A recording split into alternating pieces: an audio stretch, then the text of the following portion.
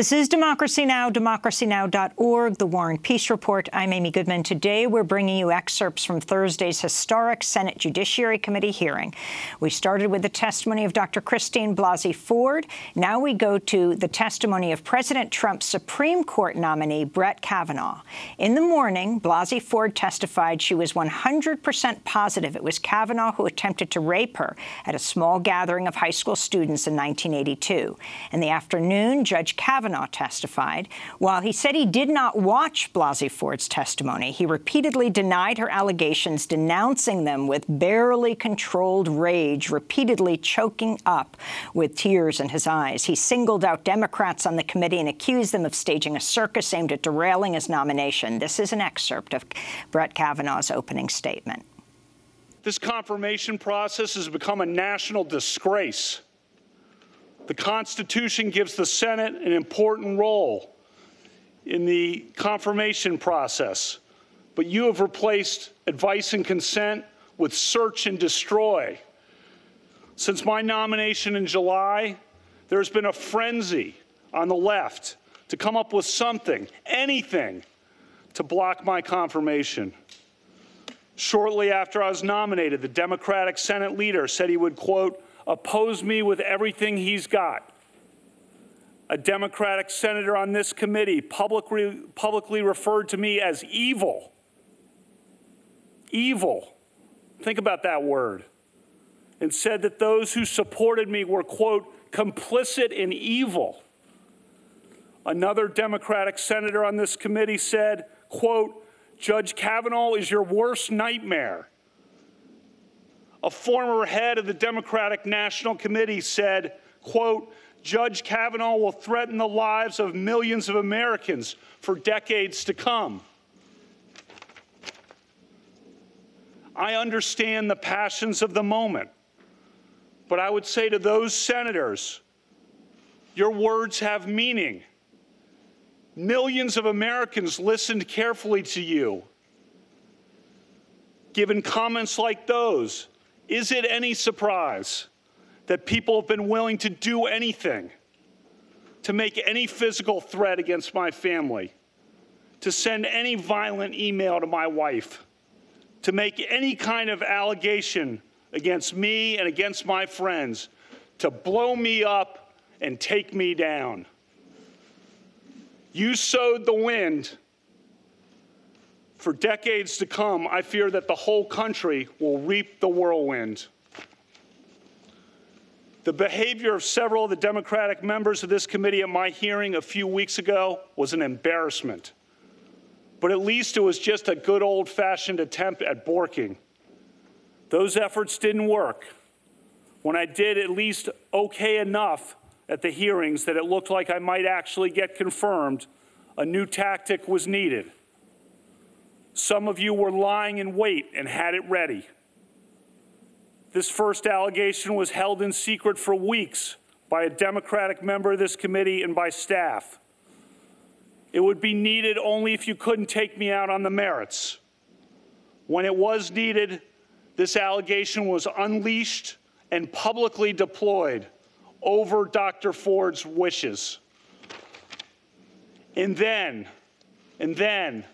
as no doubt was expected, if not planned, came a long series of false last-minute smears designed to scare me and drive me out of the process before any hearing occurred. Crazy stuff. Gangs, illegitimate children, fights on boats in Rhode Island. All nonsense, reported breathlessly and often uncritically by the media. This has destroyed my family and my good name, a good name built up through decades of very hard work and public service at the highest levels of the American government. This whole two-week effort has been a calculated and orchestrated political hit, fueled with apparent pent-up anger about President Trump and the 2016 election, fear that has been unfairly stoked about my judicial record, revenge on behalf of the Clintons, and millions of dollars in money from outside left-wing opposition groups. This is a circus. The consequences will extend long past my nomination. The consequences will be with us for decades. This grotesque and coordinated character assassination will dissuade competent and good people of all political persuasions from serving our country. And as we all know, in the United States political system of the early 2000s, what goes around comes around. I am an optimistic guy. I always try to be on the sunrise side of the mountain, to be optimistic about the day that is coming. But today, I have to say that I fear for the future. Last time I was here, I told this committee that a federal judge must be independent, not swayed by public or political pressure. I said I was such a judge, and I am.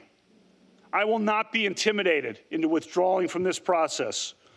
You've tried hard. You've given it your all.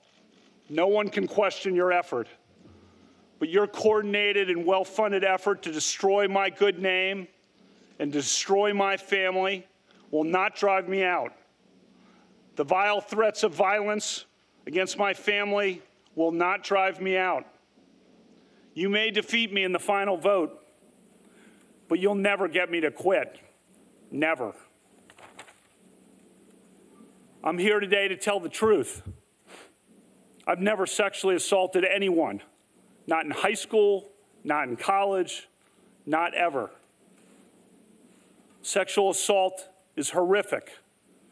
One of my closest friends to this day is a woman who was sexually abused and who in the 1990s, when we were in our 30s, confided in me about the abuse and sought my advice.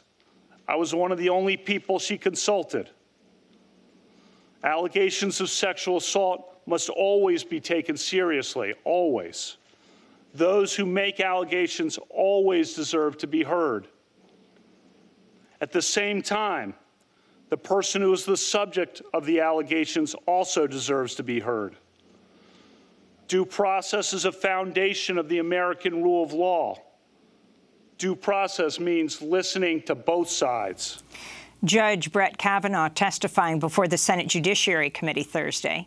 When we come back, we'll hear questioning of both of those who testified, Dr. Blasey Ford and Judge Brett Kavanaugh. Stay with us.